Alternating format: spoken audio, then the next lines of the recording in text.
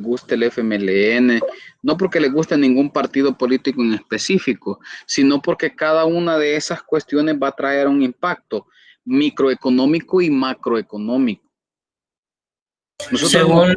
Según lo que dice el ministro, perdón que lo interrumpa, el ministro de Hacienda en las reuniones que ha tenido, ellos están implementando la política de la expansiva, ¿cómo se llama? Demanda expansiva, economía expansiva, ¿cómo era el nombre? No recuerdo. Porque eso es lo que tratan de hacer con el presupuesto, porque le están apostando a 3 rubros, según lo que ellos dicen, por lo que menciona el BCR, menciona el Banco Mundial y otras instancias internacionales.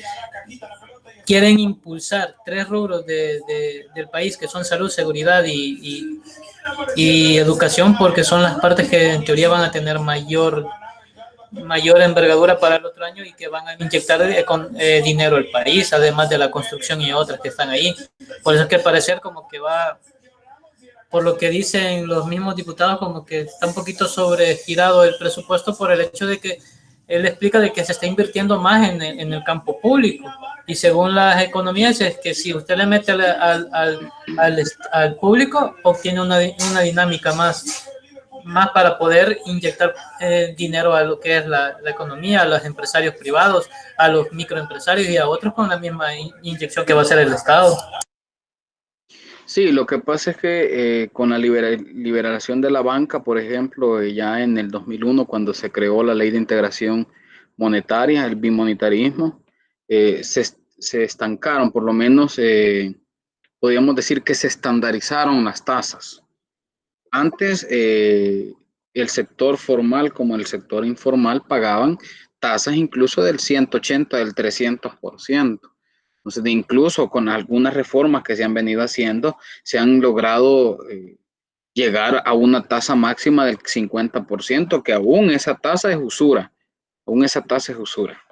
El problema de las tarjetas de crédito, y las tarjetas de crédito tienen una denominación, está la clásica, la tarjeta Visa, la Mastercard, ahí está la dorada, está la tarjeta color negro, y todas esas tienen diferentes tasas. El punto de verificar los dos rubros de la economía que mantienen una economía a flote es porque de ahí va a depender el costo de la vida. Vaya, para darles un ejemplo, el Fondo Monetario Internacional, el Banco Mundial, la CEPAL y muchos otros organismos internacionales dicen que El Salvador en el 2021 va a crecer a una tasa del 5%. Ahora, ¿por qué esperas que en el 2021 crezca una tasa del 5% y esperas que en el 2020 caiga la economía entre un 7 y un 10%, que por cierto hice un análisis de eso cuando empezó la pandemia y dije, la economía va a decrecer entre un 7.5 y un 10%. Por ahí va a andar el decrecimiento de la economía. El punto es que para el otro año hay unas perspectivas de crecimiento de la economía por toda la plata que se está inyectando a nivel público, en el sector público. Y esa plata va a generar un efecto, eso es lo que se espera, que hay un efecto multiplicador. Es decir, que todos los empleos que se han perdido en lo que va del año 2020, producto de la pandemia, se puedan recuperar e incluso podamos aumentar en un 20, un 30% la tasa de empleo, es decir, reducir la tasa de desempleo que tiene el país. Ahora, por eso yo les digo a ustedes, miren, cuando uno es gerente financiero, cuando uno ve las cuestiones desde el punto de vista financiero, uno tiene que estar pendiente de todas esas cosas. ¿Por qué? Porque eso afecta mi bolsillo, el bolsillo de mi familia, microeconómicamente, pero macroeconómicamente también tiene un efecto sobre la economía. Y ese es el punto, verificar cuál es el efecto que tienen todos esos cambios en los factores macroeconómicos del Estado que pueden generar de alguna manera crecimiento económico. Si para los que llevan contabilidad, pues van a haber más empresas que se van a fundar, si va a haber la necesidad de contratar más personal para llevar contabilidad. Pero si ustedes se van a la industria de la construcción, miren, si la industria de construcción es abismal, es tan dinámica, que ustedes ven un edificio como Metrocentro que lo están construyendo y los 50 o 100 millones que cuesta el edificio, esos 50 o 100 millones hacen un efecto multiplicador, triplican esa cantidad, porque ahí está el que recibe el salario, ahí está el ingeniero, el que maquilla la planta, ahí está el arquitecto, hasta el último de la cadena alimenticia en el sector económico, hasta la última señora que llega a vender, llega a vender y a fiarles pan dulce a los trabajadores. Así se genera plata a través de la producción, de la construcción. Por eso es que la industria de la construcción debería de ser una apuesta robusta en el país. La otra, pues obviamente que por años hemos estado, eh, hemos sido educados para ser pobres. El país ha sido educado para ser pobre. De hecho, si ustedes se fijan, vamos a vacaciones en diciembre.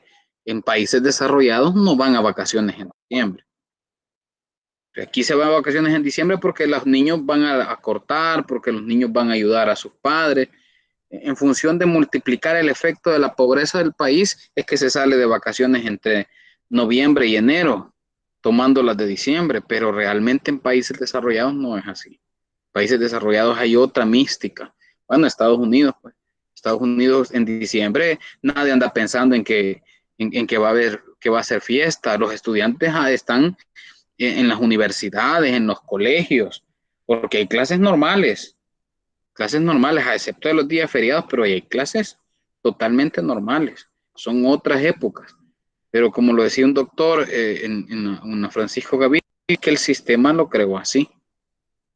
Y ese es el problema. Y como la gente no se saca de la mente que va a ser pobre, no salimos del status quo, no podemos visualizarnos en otras partes. Pero, sin embargo, pues habrá que esperar ver cómo se va a desempeñar este proceso. Lo que nosotros estamos analizando acá es la unidad 5, presupuesto de capital. Para determinar el presupuesto de capital, lo importante en el presupuesto de capital son los flujos de entrada y los flujos de salida. Saber determinar los flujos de entrada y los flujos de salida en el presupuesto de capital es lo que determina el éxito de un negocio. Mientras el margen de error sea más angosto en un presupuesto de capital, la probabilidad de éxito de su negocio, de su proyecto de inversión, es más alta.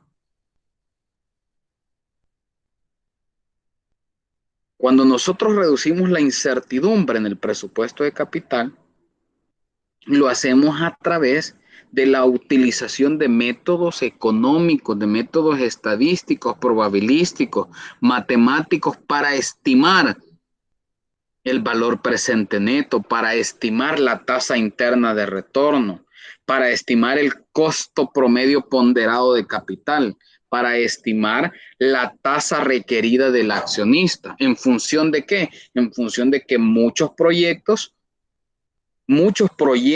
tú los quieres financiar con recursos propios. Muchos proyectos los vas a financiar con recursos externos. Y si aquí alguien hace una empresa y con lo de los negocios para la feria, alguien tiene una empresa, por ejemplo, Victoria todavía no se ha conectado, que tiene su venta de café. Si se metieron varios, pues son varios los que están poniendo sobre la mesa el capital, y ese capital tiene un riesgo. Cada producto o cada servicio que ustedes venden tiene un riesgo asociado. ¿Y cómo hago yo para delimitar los riesgos? Pues tengo que estar pendiente de todas las cosas, de todas las cuestiones que se ven a nivel macro y microeconómico. A medida que la tasa libre de riesgo aumenta, la tasa requerida por los accionistas también va a aumentar, porque todo en la vida es un costo de oportunidad.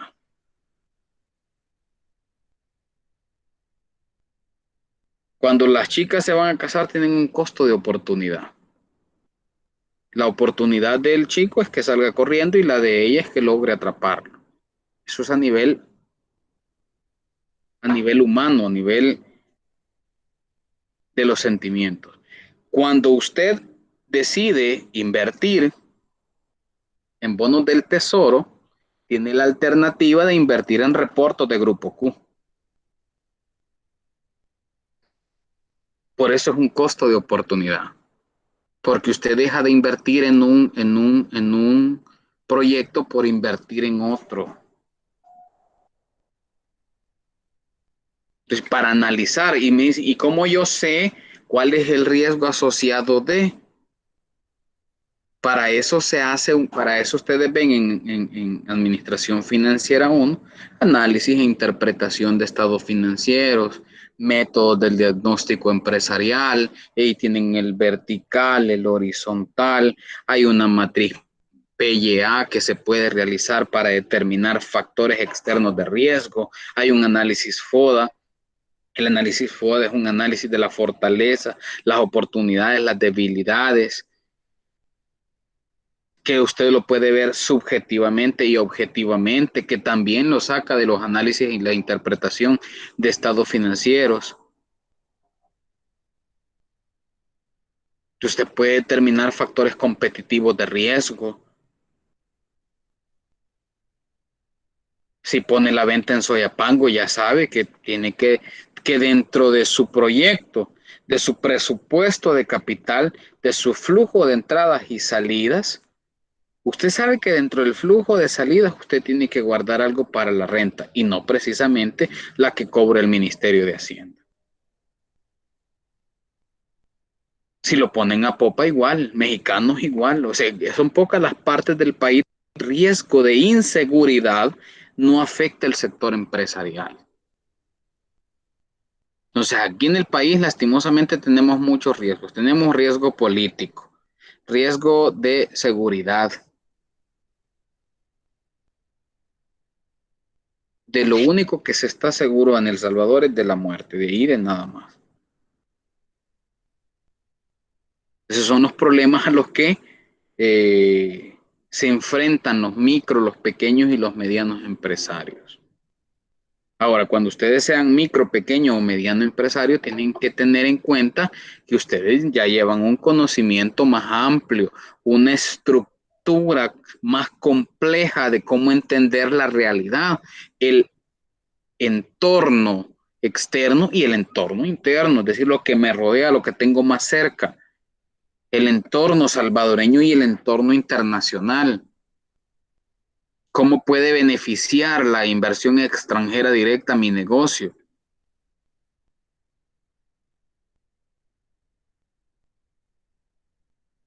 Y el costo de oportunidad viene de aquello también que ustedes conocen como el oportunismo. Si ustedes ven una oportunidad y la toman, ese es un verdadero oportunista. Un inversionista que anda buscando dónde poner su plata porque le sobra plata, ve una empresa en auge, en crecimiento, y eso es lo que le denominamos nosotros capital de riesgo, que ya lo hemos analizado acá en diversas ocasiones.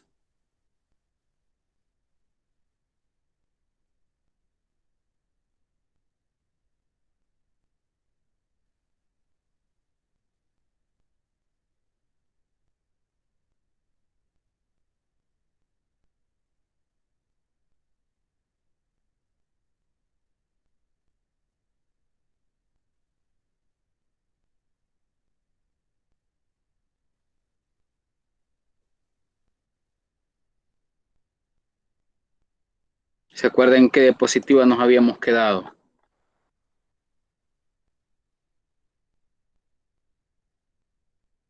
Vamos por acá, creo.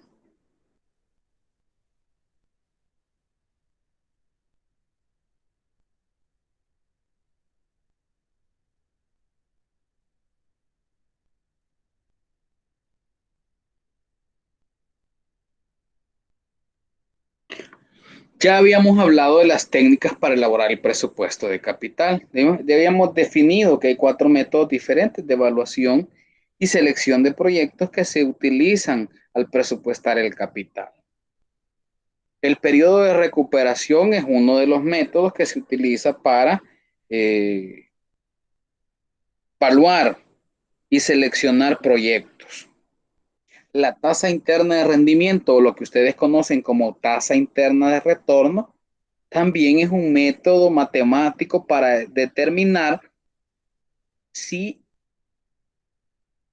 un proyecto me genera la tasa de rendimiento esperada del inversionista. También tenemos el valor presente neto y el índice de rentabilidad.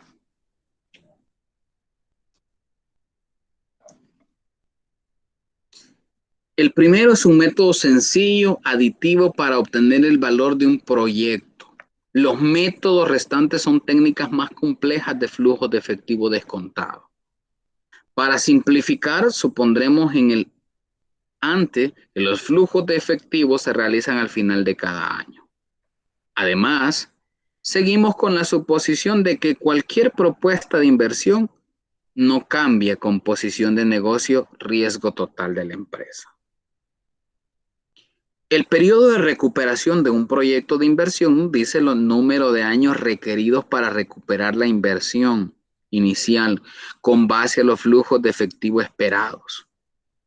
Suponga que deseamos determinar el periodo de recuperación para una nueva instalación del descamado de pescado. Los criterios de decisión en el periodo de recuperación, que más adelante también nos vamos a ver en resumen, los criterios de todos los métodos, son cuando el periodo de recuperación de la inversión se usa para la toma de decisiones de aceptación o rechazo, se aplican los siguientes criterios. Si el periodo de recuperación de la inversión es menor que el periodo de recuperación máximo aceptable, se acepta el proyecto. Ahora, ¿qué significa? Que esto es un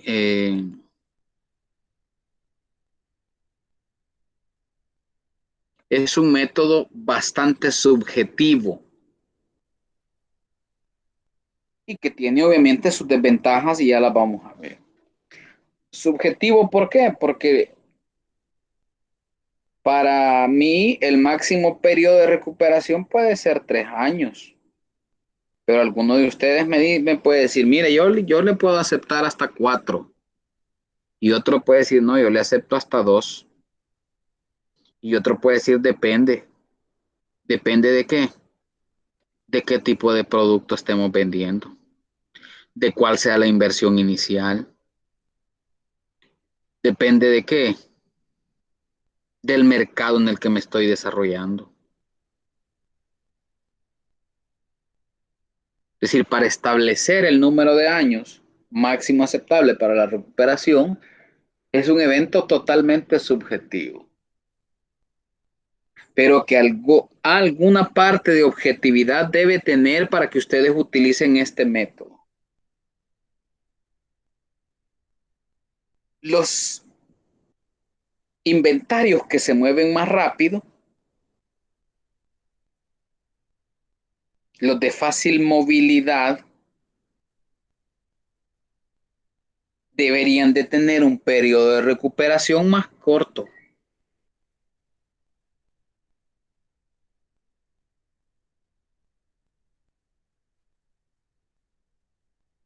Y acuérdense que se los estoy diciendo porque ya en los laboratorios yo se me olvida. Los productos y los servicios que tienen un movimiento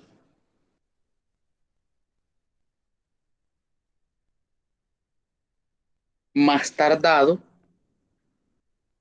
es aceptable que tengan periodos de recuperación aceptables más largos.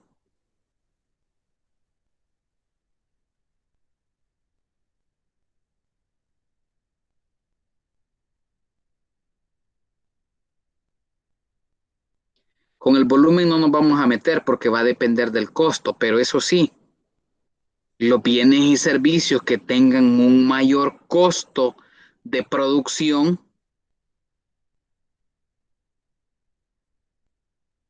van a tener un periodo de recuperación más largo que aquellos que tengan un costo promedio bajo de producción. ¿Por qué? Bueno, porque seguramente la inversión inicial de un producto o un servicio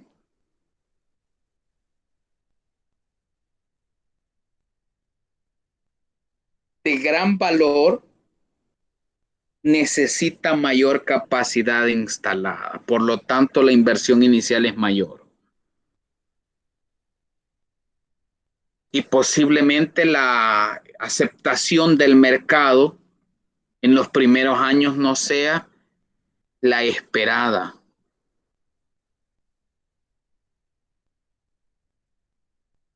De tal manera que altos niveles de inversión inicial tienen periodos de recuperación más extensos, hablando en años, en unidades de tiempo.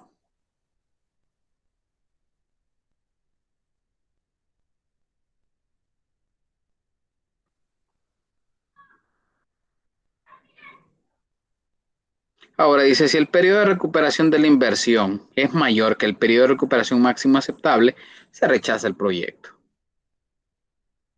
Pero hay que tener cuidado cuando yo establezco periodos de recuperación,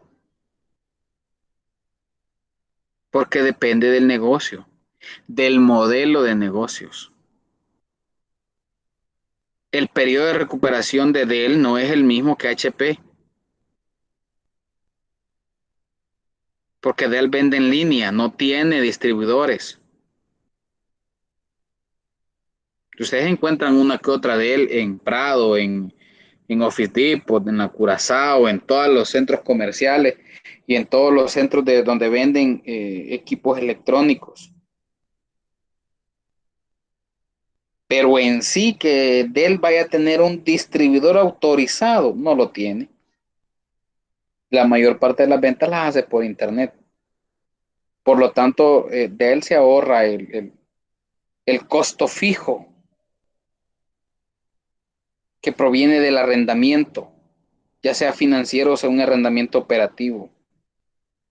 Por lo tanto, la inversión inicial de Dell para crear una nueva computadora es totalmente que la inversión inicial de HP. Pues todas esas cuestiones son las que ustedes a nivel de negocios tienen que ver.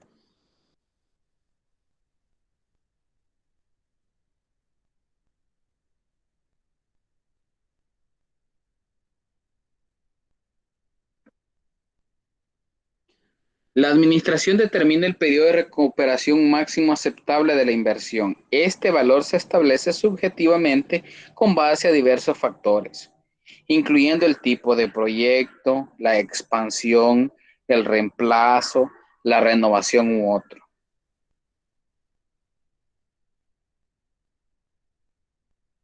Cuando yo digo, bueno, es que vamos a construirle una ala más a la fábrica, ¿qué tipo de proyecto es? Un proyecto expansivo.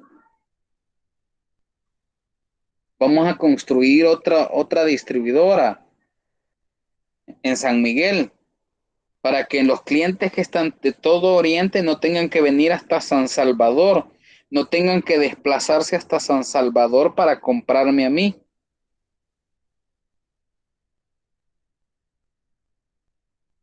Y si se los vendo allá, se los puedo dar un poquitito más caro, un poco más.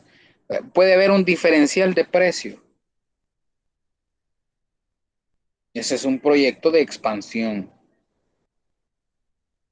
Pero si usted dice, voy a cambiar la maquinaria vieja por una maquinaria diferente, por una maquinaria más sofisticada, entonces automáticamente estamos hablando de un proyecto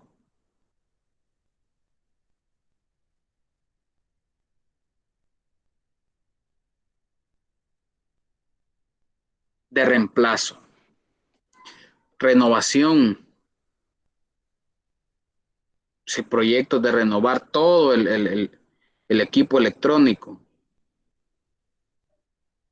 El riesgo percibido en el proyecto y la relación percibida entre el periodo de recuperación y el valor de las acciones Se trata de un valor que la administración considera que en promedio conducirá a decisiones de inversión creadoras de valor. Y ahí tenemos esos flujos de caja.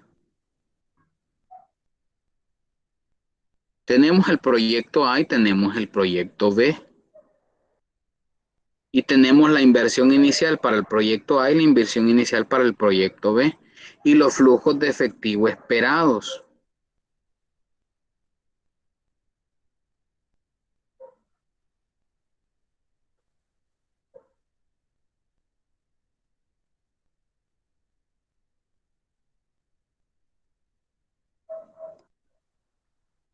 Estos son los pasos para calcular el periodo de recuperación. Primero dice, acumule los flujos de efectivo que se presentan después del primer desembolso en una columna de flujos de entrada acumulados. Observe la columna de flujos de entrada acumulados y vea el último año, un número entero para que el total acumulado no exceda el desembolso inicial. Calcule la fracción del flujo de entrada efectivo del año siguiente necesario para pagar el desembolso de efectivo inicial, como sigue. Tome el desembolso inicial menos el total acumulado y paso 2 después, luego divida esa cantidad entre el flujo de entrada del año siguiente y le da 0.66. Para obtener el periodo de recuperación en años, se toma el número entero determinado en el paso 2 y se le suma la fracción de años determinada en el paso 3.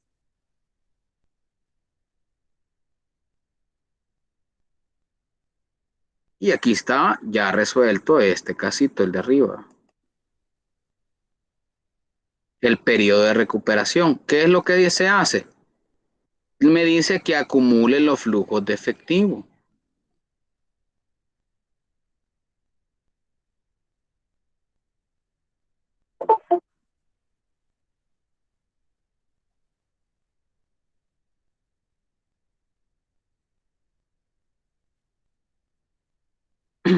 Entonces, si yo lo quiero hacer acá,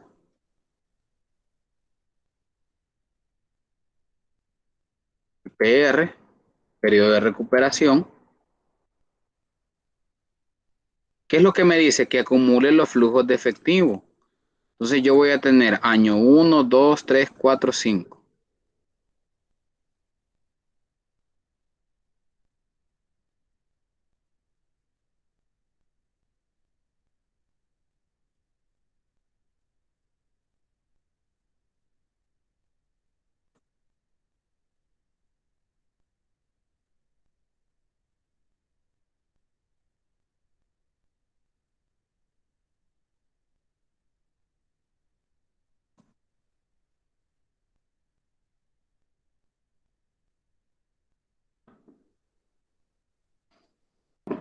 Lo que yo tengo acá en el proyecto A,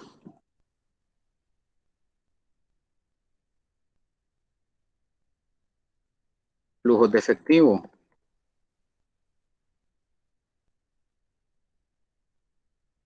Y aquí, en teoría, porque esto es algo didáctico, se supone que los flujos de efectivo para todos los años van a ser los mismos, algo que no se cumple realmente en un proyecto de inversión, a menos que ustedes tengan un contrato fijo con el gobierno y siempre les compre lo mismo.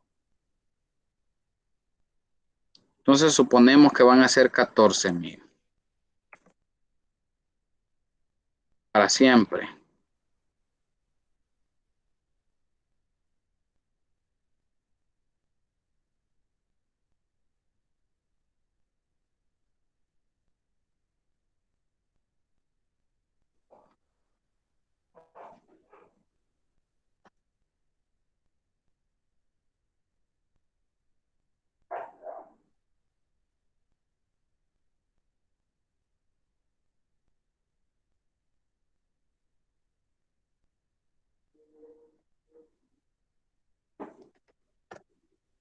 ¿Qué es lo que me dice? Que los acumule.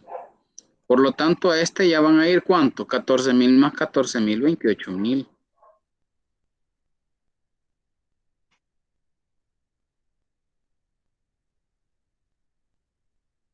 Y 14,000, 28,000 más 14,000,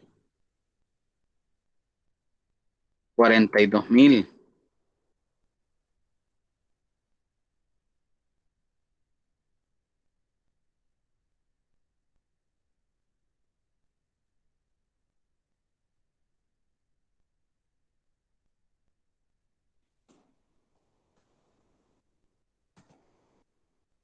La inversión inicial del proyecto A, ¿cuánto era? 14,000, perdón, 42,000.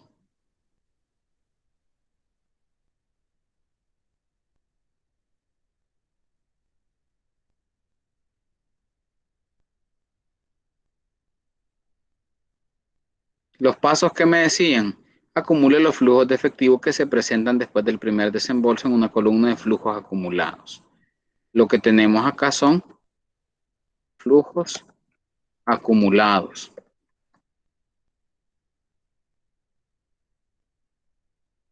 Después me dice, observe la columna de flujos de entrada acumulados y ve el último año, número entero para que el total acumulado no exceda. Si yo le hubiese dado uno más, serían 14,000, 56,000.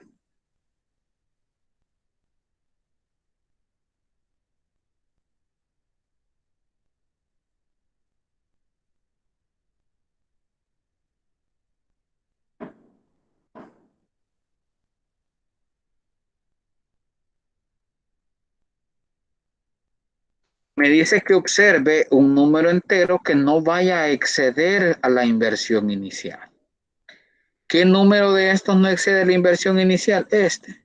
¿En qué año estoy? En el año 3. Y la fórmula que me dice que tengo que hacer para el periodo de recuperación, la inversión inicial menos el total encontrado en el año. ¿Ver?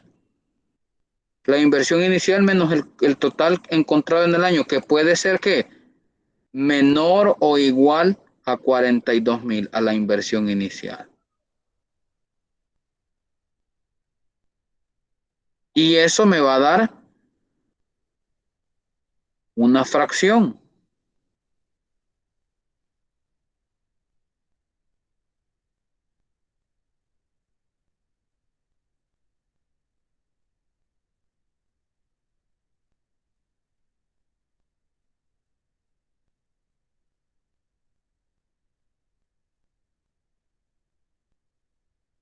¿Qué es lo que hacemos? Los 42,000 menos los 42,000 entre el flujo de efectivo.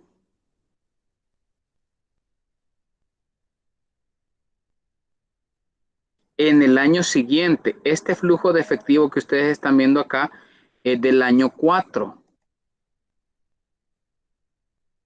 Este.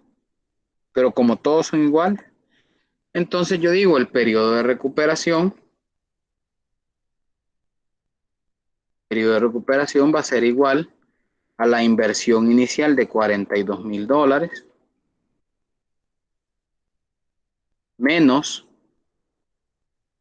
$42,000, que es lo que me suma en el año 3, un valor igual o menor que la inversión inicial, y eso lo divido entre el flujo de efectivo no acumulado del año siguiente.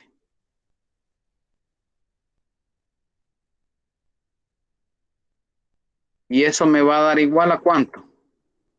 A 0. Ahora el periodo de recuperación va a ser igual a que en qué año yo acumulé el valor menor o igual que el periodo de recuperación en el año 3. 3 más la fracción, que para este caso es 0. Por lo tanto, el periodo de recuperación de esta inversión es 3 años.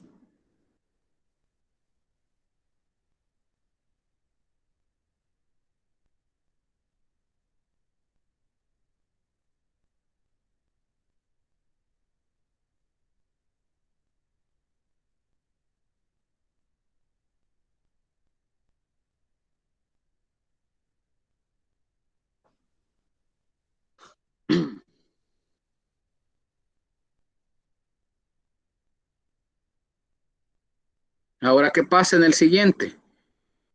Vamos a compararlo. ¿Qué pasa si el periodo de recuperación PR es igual a 3 años? Pero ustedes dicen, el criterio de decisión, si el periodo aceptable es de 2 años, entonces el proyecto no se acepta. ¿Por qué? El proyecto tiene un periodo de recuperación mayor al máximo aceptable por la administración, teniendo en cuenta que el PR del proyecto es 3 años y el máximo aceptable es 2 años.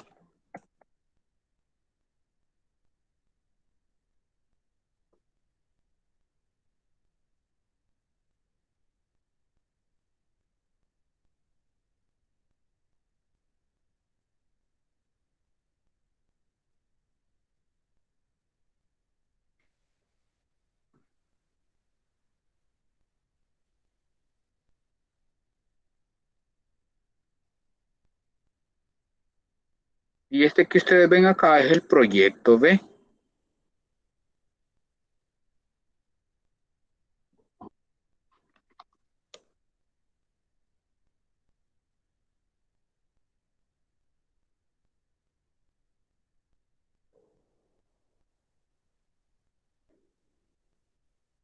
En el proyecto B que se hizo, sumar 28 más 12, 40,000. Y si le sumo 3, 50,000. Entonces me pasa.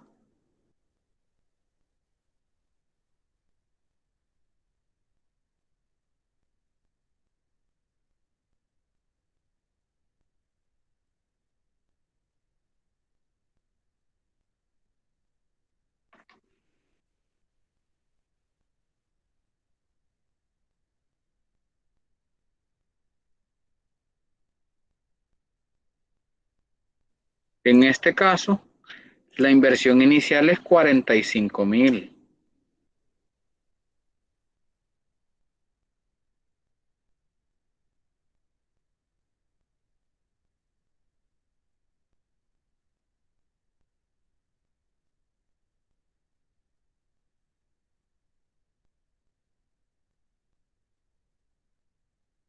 Los flujos de efectivo son 28, 12, 10 y 10.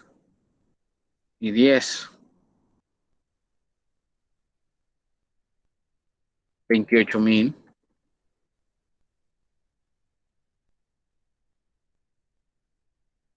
12, 10, 10. Creo que 10.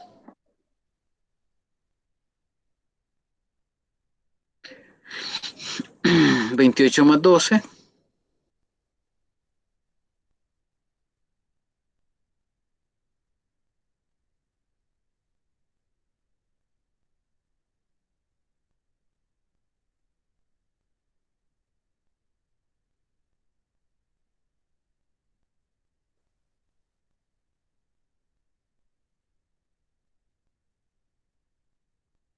No es necesario que lo sumen todos, pero sí hasta donde ustedes encuentren un valor que esté por debajo, igual, menor o igual a la inversión inicial. ¿A dónde lo encontré? En el año 2.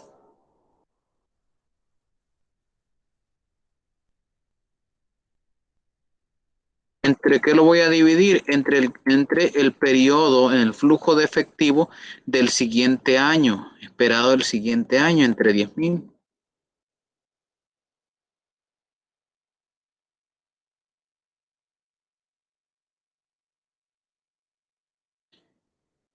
¿Este 2 qué significa? Que lo encontré en el año 2, aquí. Y acá, 45,000 menos 40,000 entre 10,000 me va a dar 0.5. O sea que el periodo de recuperación es 2.5 años.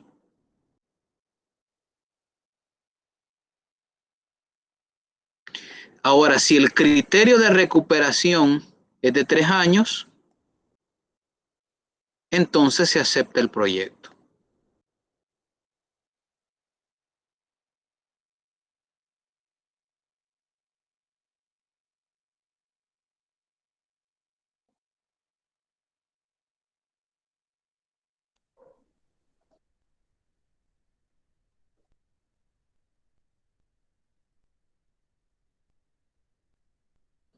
¿Preguntas hasta ahí?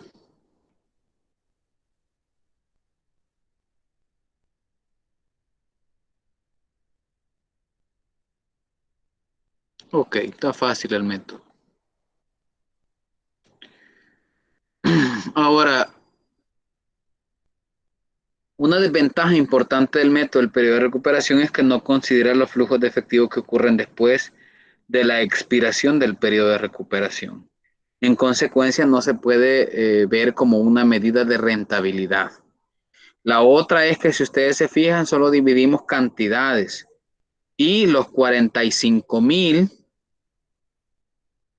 que tenemos acá en la inversión inicial, le hemos restado 40,000 que están en el periodo 2. Por lo tanto, hay un efecto del valor del dinero en el tiempo que no se ha tomado tampoco en cuenta. Entonces, esa es una de las desventajas. La otra desventaja es lo que dice, que el periodo de recuperación toma en cuenta los flujos de efectivos hasta el último año en donde lo divide, pero no toma en cuenta qué es lo que va a pasar en los siguientes años. ¿Qué hubiese pasado si yo tengo el proyecto A y el proyecto B? Y los flujos de efectivo,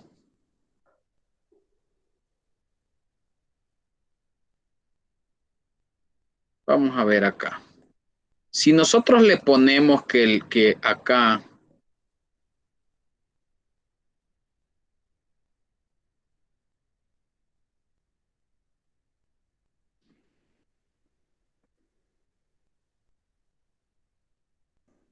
$2.5,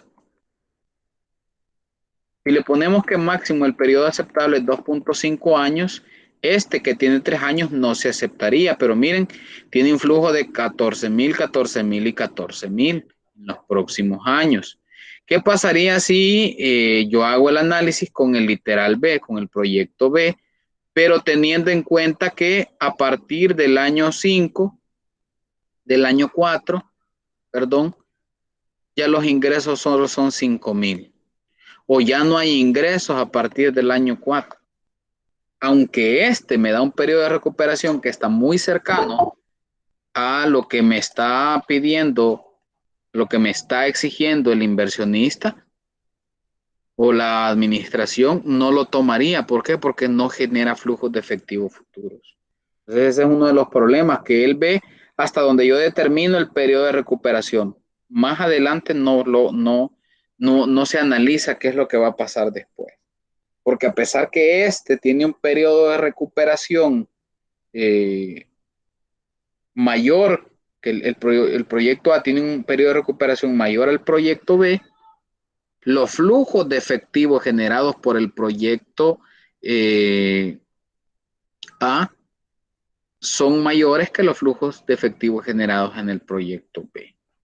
Es decir, a partir del segundo año, a partir del primer año, todos los flujos de efectivo son uniformes. En el proyecto B no, empieza con buenos flujos de efectivo y termina con $10,000.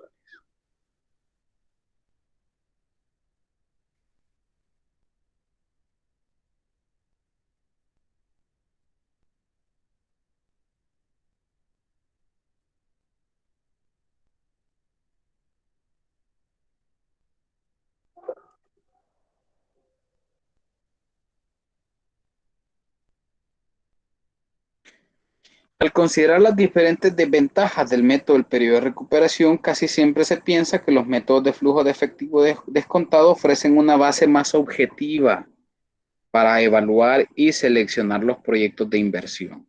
Estos métodos toman en cuenta tanto la magnitud como el tiempo de los flujos de efectivo esperados de cada periodo de la vida del proyecto. Ahora, ¿cuál es la bondad de los métodos de flujo de efectivo descontado? La bondad es que toma en cuenta el valor del dinero en el tiempo, algo que no lo toma en cuenta el periodo de recuperación. Al no tomarlo en cuenta el periodo de recuperación, estamos dejando un vacío. ¿Por qué? Porque la inflación existe, porque el cambio en las tasas de interés existen. Por lo tanto, debe tomarse en cuenta un método que sea un poco más robusto. Ahora, ahorita estamos viendo análisis estocástico, es decir, ahí hay un escenario, un periodo de recuperación X. Sin embargo, en escenarios probabilísticos podríamos determinar incluso la probabilidad de éxito. Pero en sí, ¿de qué depende la probabilidad de éxito de cada alternativa, de cada presupuesto de capital? De la veracidad de la información que se esté manejando en el proyecto.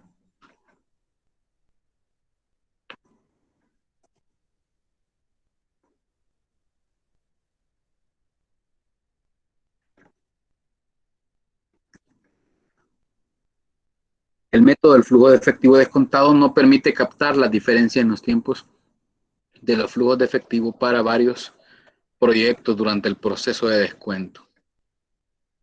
Además, según el descuento elegido o tasa de rendimiento mínimo aceptable, podemos también tomar en cuenta el riesgo del proyecto.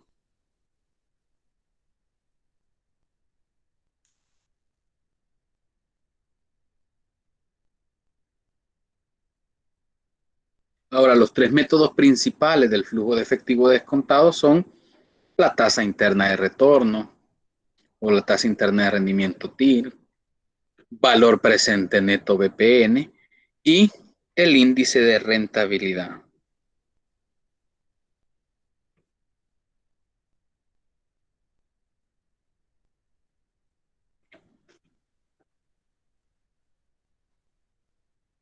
La tasa interna de rendimiento de retorno TIR para una propuesta de inversión es la tasa de descuento que iguala el valor presente de los flujos de efectivo esperados con el valor del flujo de salida inicial FSI. Flujo de salida inicial.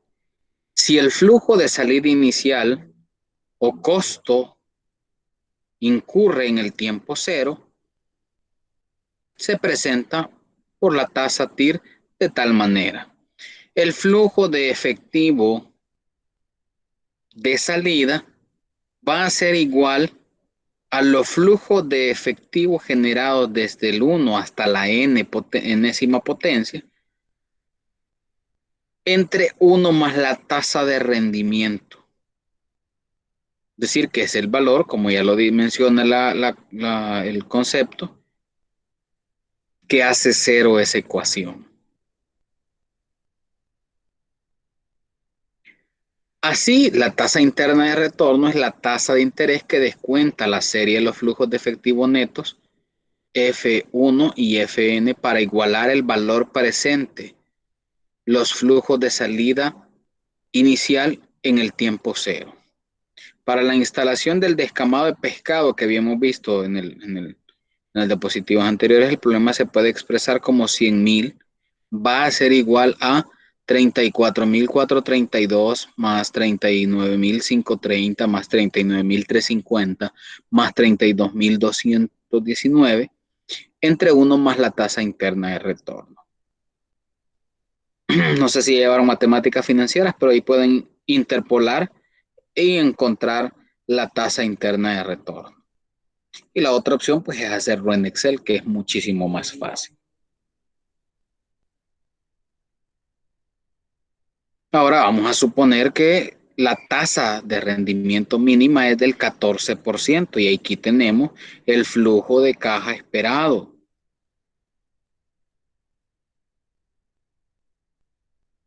Vamos a dejar de compartir esto.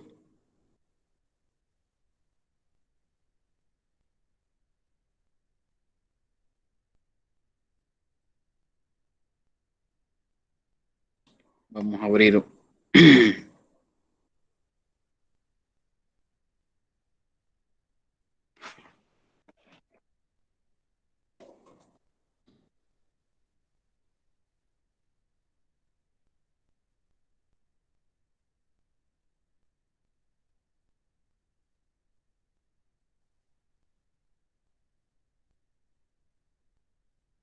Nos vamos a ir acá.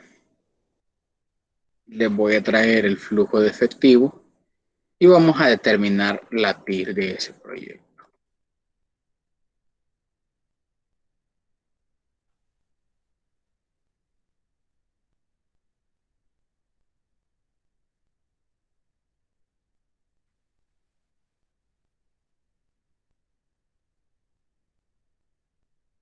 Qué bueno. Y eso es bien fácil, miren. TIR es igual a TIR. Y me dice que le ponga todos los valores y que lo estime.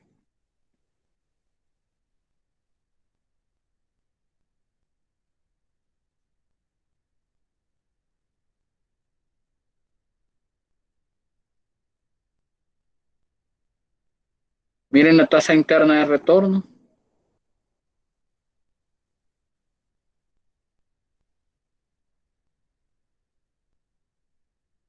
Vamos a ir para acá.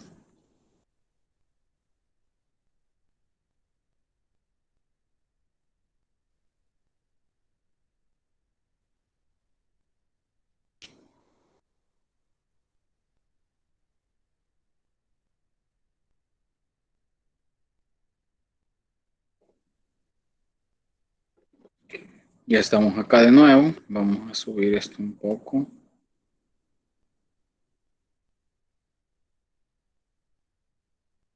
Y vamos a copiar lo que encontramos allá en Excel. Vamos a ver.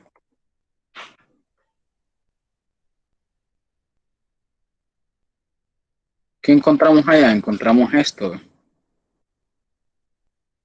Una tasa interna de retorno igual al 17.037%.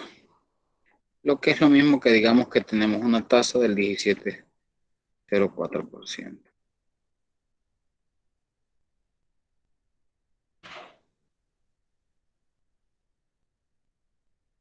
Y tenemos en la suposición que la tasa de rendimiento mínima aceptable es del 14%.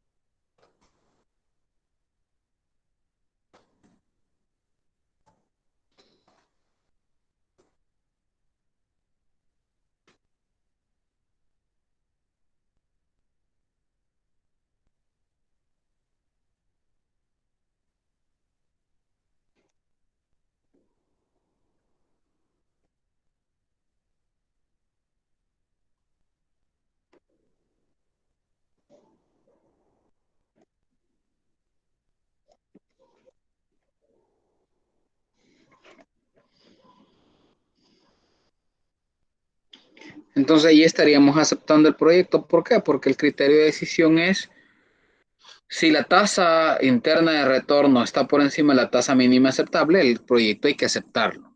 Ahora, el único problema que ustedes pueden encontrar acá es que hayan flujos de efectivo, más de un flujo de efectivo negativo. Cuando hay más de un flujo de efectivo negativo en el proyecto, la tasa interna de retorno no se utiliza para tomar la decisión de aceptar o de no aceptar un proyecto, porque pueden haber dos o más tasas internas de retorno.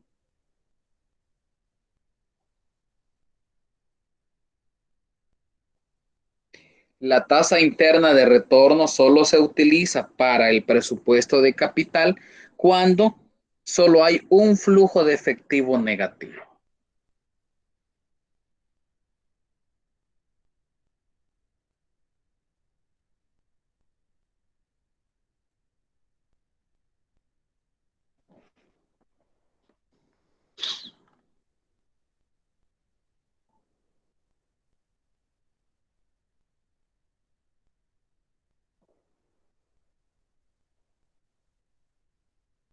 Veamos qué pasaría con las tasas internas de retorno de estos otros.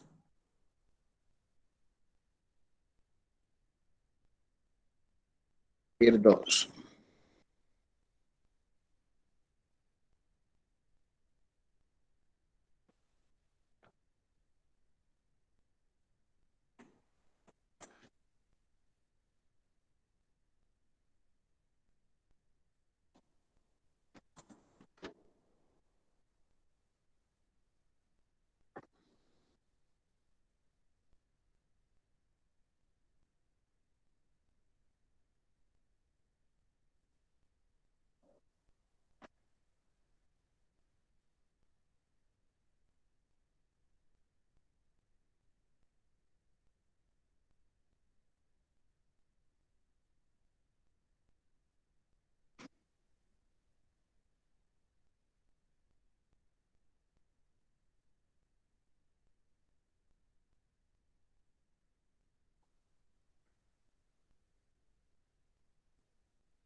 Aquí ya me traje estos flujos de efectivo y los voy a tomar.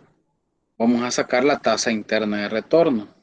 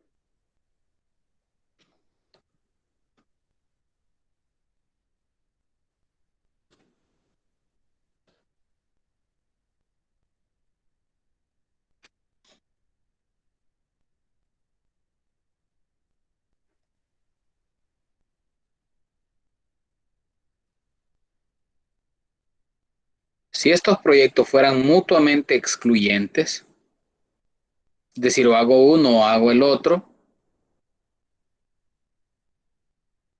en base al periodo de recuperación, proyecto A, en base a la tasa interna de retorno, proyecto A, proyecto, perdón, E, en ambos casos, porque si se acuerdan que el periodo de recuperación del proyecto B era de 2,5 años y el periodo de recuperación del proyecto A era de 3 años.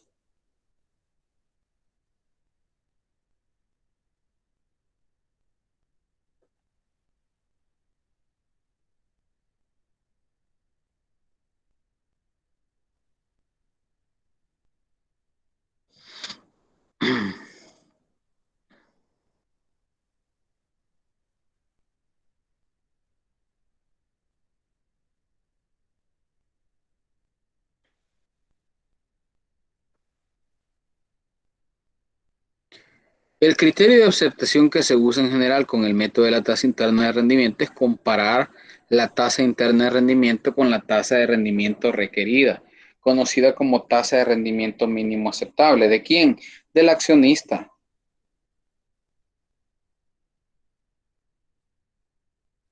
También se puede comparar con el costo promedio ponderado de capital.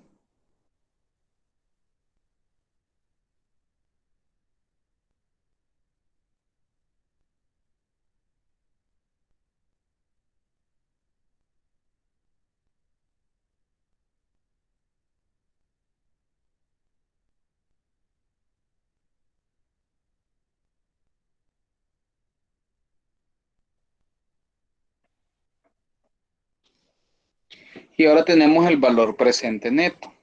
Igual que el método de la tasa interna de rendimiento, el método del valor presente neto es un enfoque del flujo de efectivo descontado para el presupuesto de capital. El valor presente neto BPN de una inversión es el valor presente de los flujos de efectivo neto de una propuesta, menos el flujo de salida inicial de esa propuesta. Al expresarlo en la fórmula tenemos que el valor presente va a ser igual al valor presente de todos y cada uno de los flujos de efectivo futuros esperados. Donde K es la tasa de rendimiento requerida y todas las demás variables son las que se definieron anteriormente. Si el valor presente neto de un proyecto de inversión es cero o más, el proyecto se acepta. En caso contrario, se rechaza. Otra manera de expresar el criterio de aceptación es decir que se aceptará si el valor presente de los flujos de efectivo de entrada excede el valor presente de los flujos de efectivo de salida. El razonamiento que respalda el criterio de aceptación es el mismo que el método de la tasa interna de rendimiento.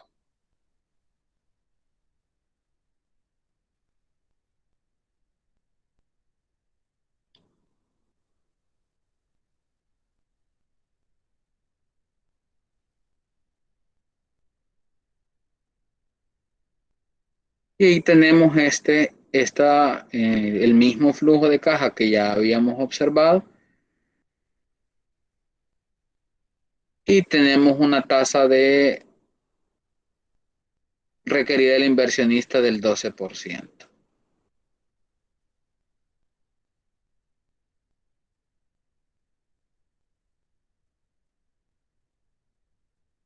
Vimos esta. Ahora, ¿qué pasa si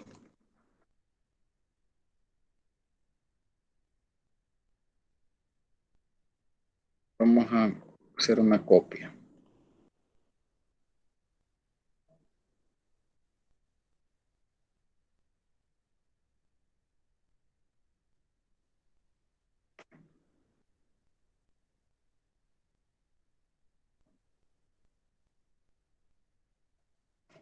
Y aquí le vamos a poner BPN, valor presente neto. ¿Qué pasa si la tasa requerida del accionista es del 12%? ¿Cuál es el valor presente neto? BPN. Entonces ustedes solo se van acá y dicen, bueno, la tasa es del 12%, por lo tanto lo que van a ir a buscar es el BNA. Devuelve el valor neto presente de una inversión a partir de una tasa de descuento y una serie de pagos futuros, valores negativos y entrada a valores positivos. Vamos acá. Y a esto algebraicamente le vamos a sumar la inversión inicial que está negativa.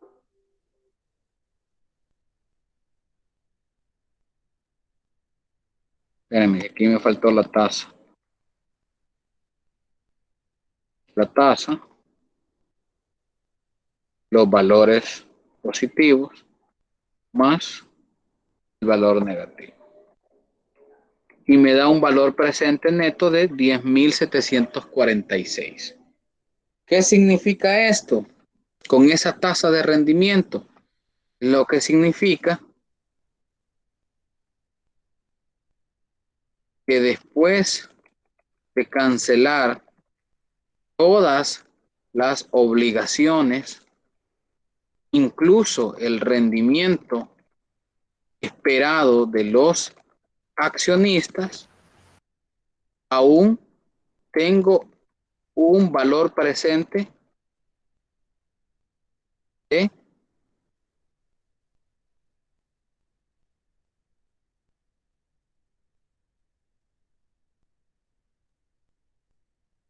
10.746. Ahora, esta tasa del inversionista, ¿cuál es? La que determinamos a través del modelo KPM, cuando el inversionista va a poner toda la plata. Ahora, si lo que va a haber es una combinación de la estructura de capital, pues obviamente tenemos que determinar el costo promedio ponderado de capital. Y esa es la tasa que vamos a llevarnos para traer a valor presente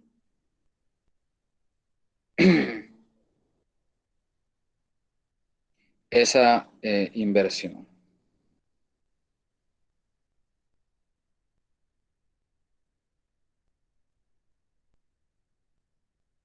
Y ahí ustedes pueden practicar. Yo les voy a subir este y pueden practicar trayendo ese valor presente el proyecto A y el proyecto B, a ver cuál les conviene más.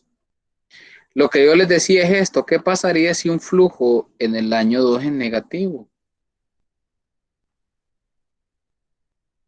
La tasa de retorno, miren, cae a un 1%, pero aquí hay más de una tasa interna de retorno.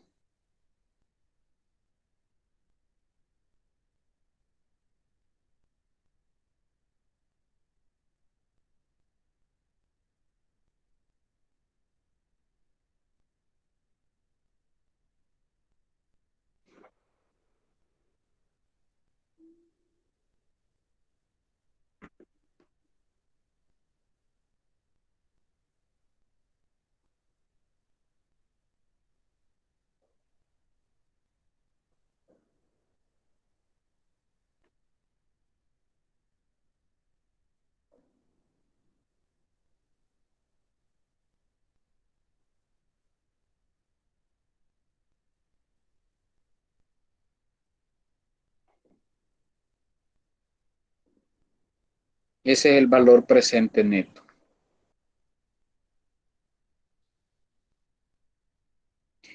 El valor presente neto es mayor que cero, por lo tanto el proyecto puede aceptarse. En general, los métodos de valor presente neto y la tasa interna de rendimiento llevan a la misma decisión de aceptación o rechazo.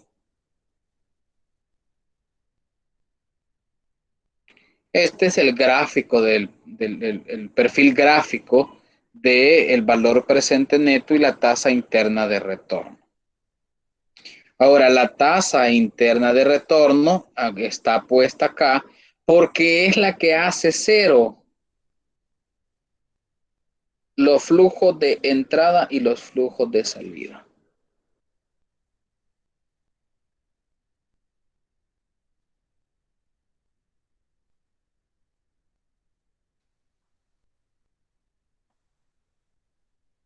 Lo que significa que, vean en este caso, la tasa es del 12%.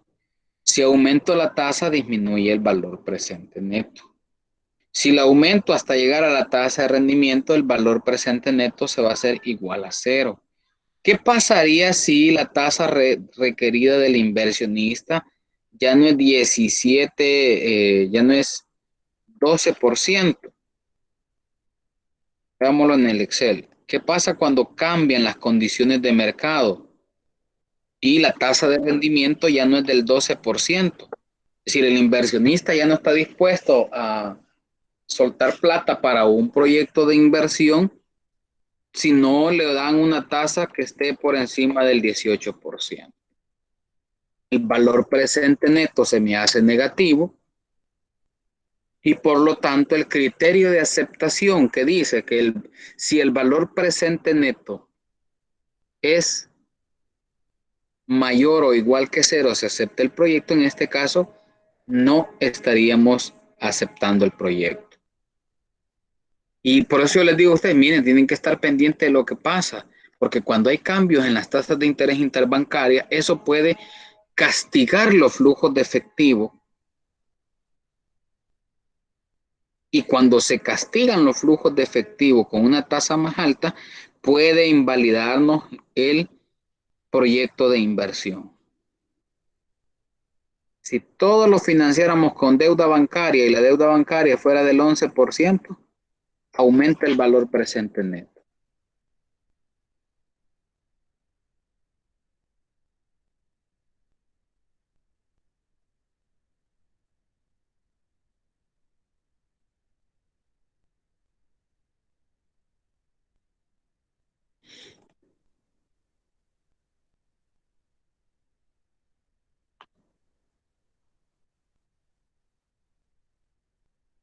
¿Todo bien hasta ahí?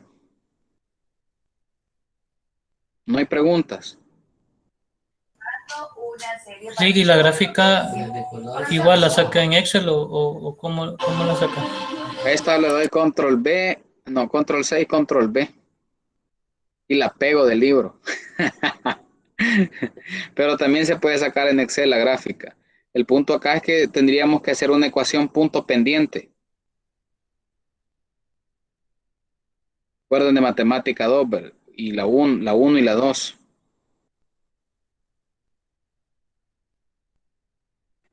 Para hacer estas gráficas, Luis, se utilizan programas matemáticos. Ok.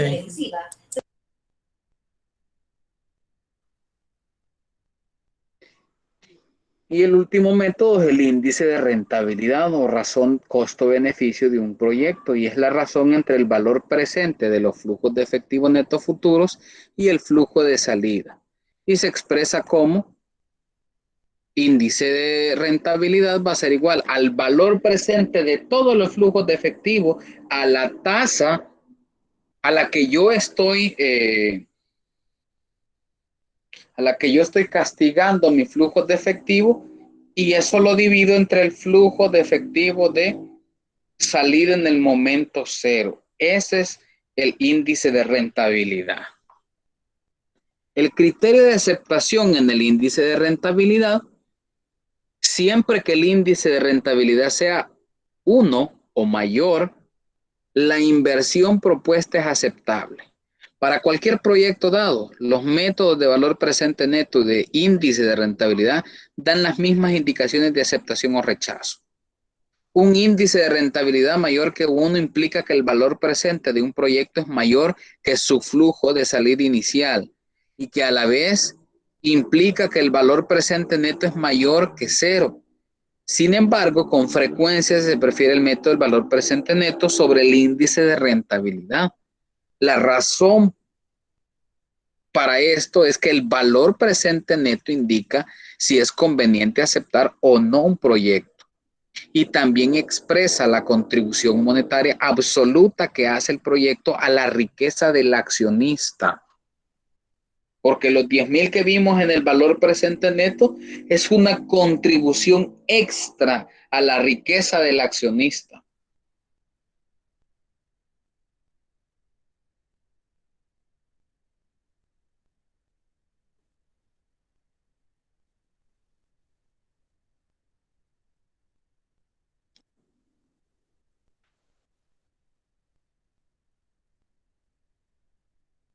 Ya lo habíamos visto. Este es un repaso nada más, y dice que el periodo de recuperación es el tiempo que pasa una inversión para retornar su inversión total.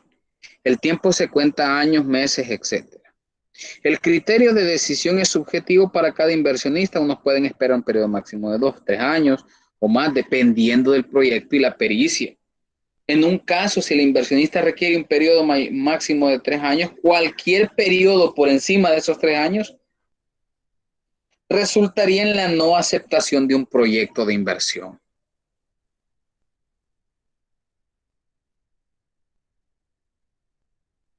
La tasa interna de retorno se compara con la tasa mínima de rendimiento requerida por el inversionista. Y la tasa del inversionista puede determinarse a través del modelo de evaluación de activos KPM. Los criterios de decisión son 3. Una TIR que sea mayor a la tasa de rendimiento, acepto el proyecto. Una TIR que sea igual a la tasa mínima de rendimiento, acepto el proyecto. Una TIR que esté por debajo de la tasa mínima de rendimiento, no acepto el proyecto.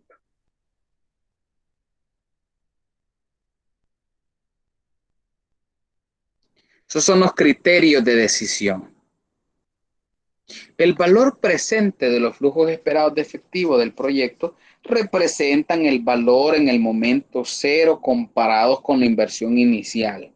Las tasas que se usan para castigar dichos flujos son la tasa mínima del inversionista o la tasa del costo promedio ponderado de capital, que ya lo vimos en la unidad anterior, cómo se determinaba, lo vimos cuando estábamos viendo estructura y costo de capital. Un BPN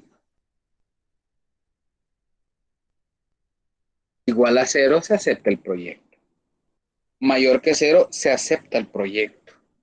Un valor presente neto menor que 0, se rechaza el proyecto. ¿Por qué? Porque lejos de contribuir a la riqueza del accionista, estaríamos restando riqueza al accionista.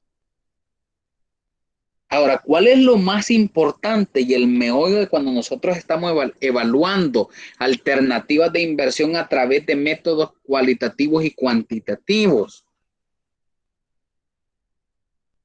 El punto es que nosotros podamos conocer el modelo de negocios y podamos determinar con certidumbre cuáles van a ser los flujos de salida y los flujos de entrada de del proyecto de inversión.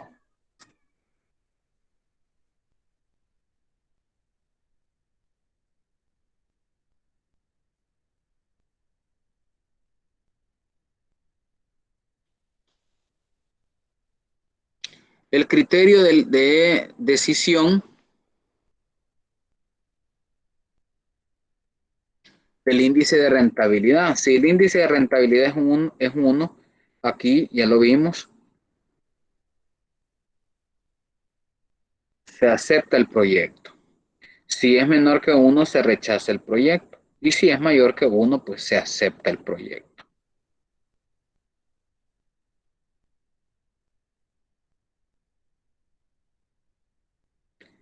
Pero teníamos acá, creo que no hay ningún caso donde hayamos sacado el índice de rentabilidad.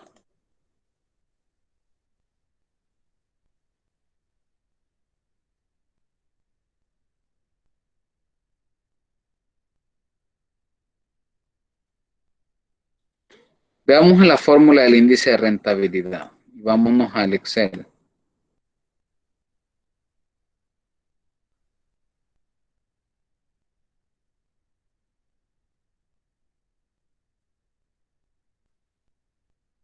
Vamos a ver, con este lo vamos a duplicar.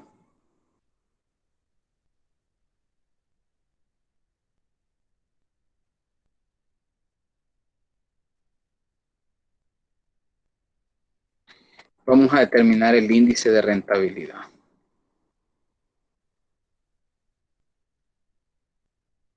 La tasa que nosotros tenemos es del 12%, por lo tanto el índice de rentabilidad, el IR, me dice la fórmula que es igual al valor presente, es igual al BNA. ¿De quién es? La tasa del 12% y todo este conjunto de valores, y eso lo voy a dividir entre la inversión inicial.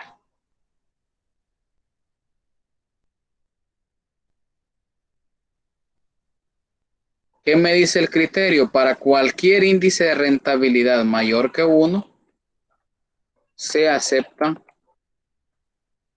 el proyecto, dado que el índice de rentabilidad es mayor que 1.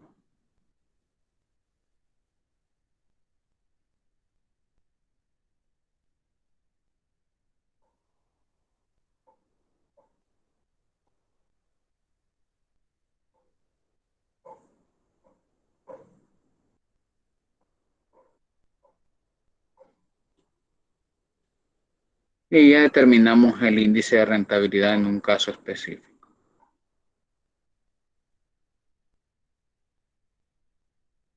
Ahora, hay un tema de dependencia y exclusión mutua. Hasta ahora nuestro análisis ha mostrado que para un solo proyecto independiente, los métodos TIR, BAN e IR nos llevan a tomar la misma decisión de aceptación o rechazo. No obstante, debemos estar conscientes de que varios tipos de proyectos implican dificultades potenciales para el analista del presupuesto de capital. Cuando dos o más propuestas de inversión son mutuamente excluyentes y de manera que debemos seleccionar solo una, la clasificación de las propuestas con base en los métodos de la tasa interna de retorno, BPN e índice de rentabilidad puede dar resultados contradictorios. Si los proyectos tienen una clasificación diferente al usar estos métodos, el conflicto se debe a una de las siguientes tres diferencias en los proyectos o en una combinación de ellas. Uno, la escala de la inversión, es decir, los costos de los proyectos difieren. Dos, el patrón de los flujos de efectivo. Los tiempos de los flujos de efectivo difieren. Por ejemplo, los flujos de efectivo de un proyecto aumentan con el tiempo, mientras que los flujos de efectivo de otro pueden disminuir con el tiempo. La vida del proyecto, los proyectos tienen vidas útiles diferentes. Es importante recordar que una o más de estas diferencias de los proyectos constituye una condición necesaria pero no suficiente para un conflicto en la clasificación. Por lo tanto, es posible que los proyectos mutuamente excluyentes difieran en todas estas dimensiones, escala, patrón y vida, y aún así no presenten un conflicto entre la clasificación obtenida con los métodos del TIR, BAN e IR, índice de rentabilidad. Pero veamos un caso. En ocasiones surge un problema si los flujos de salida iniciales son diferentes para los proyectos de inversión mutuamente excluyentes. Suponga que una empresa tiene dos propuestas de inversión que se espera que generen los siguientes flujos de efectivo. Tenemos el proyecto P con una inversión inicial de $100. En el año 1 no va a haber ingresos, vamos a quedar en el punto de equilibrio. El proyecto G, que requiere $100,000 de inversión, en el año 2, en el año 1 tampoco va a haber utilidades, solo vamos a alcanzar el punto de equilibrio. Y por lo tanto, en el año 2 sí alcanzamos un ingreso de $156,250. Las diferencias de escala, es decir, porque escalarmente un proyecto es mucho más, puede ser mucho más rentable que otro, y la inversión mucho más alta, dice las tasas internas de retorno para los proyectos pequeños y G grande son de 100% y 25% respectivamente. Si la tasa de rendimiento requerida es del 10%, el valor presente del proyecto P es 231 y un índice de rentabilidad de 3.31. Para que ustedes lo comprueben, lo pueden hacer porque ya vimos cómo se hacen cada uno de los cálculos. Para el proyecto G, el valor presente neto es de $29,132, con un índice de rentabilidad más bajo de 1.29. Y ahí tenemos los resultados. En base al TIR, ¿Quién tiene la tasa interna de retorno más alta? Pequeño. La tiene muchísimo más alta que el proyecto grande.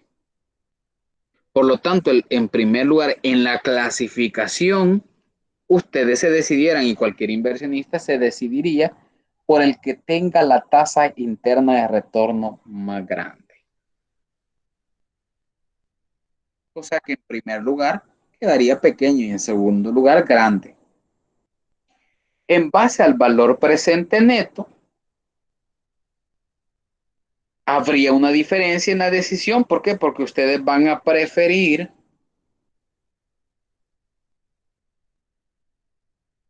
un mayor valor presente neto en función de que es más plata. No es lo mismo que ustedes les ofrezcan si $400 en 2 años que les digan vas a ganar $29,132.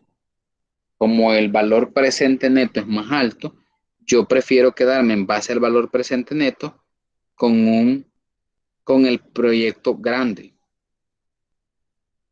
En base al índice de rentabilidad, que ya vimos que es más grande en el pequeño, yo voy a poner en primer lugar el proyecto pequeño y en segundo lugar el proyecto grande. De esto estoy hablando. Entonces, pero ese es el tema, diferencias de escala y problemas de clasificación. Ahora el punto es qué es lo que realmente anda buscando el inversionista. Obtener $100 de utilidades o obtener $29,132 de utilidades. Y aquí es donde se dan esas diferencias en la clasificación y un problema para clasificar los proyectos en el orden en el que se podrían ir haciendo. De eso es lo que está hablando el autor del libro.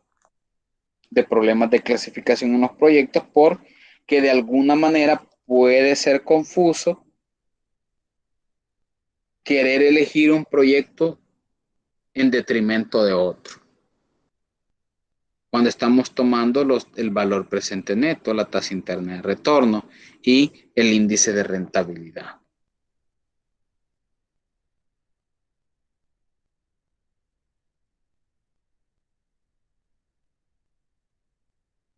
No sé si tienen dudas hasta el momento.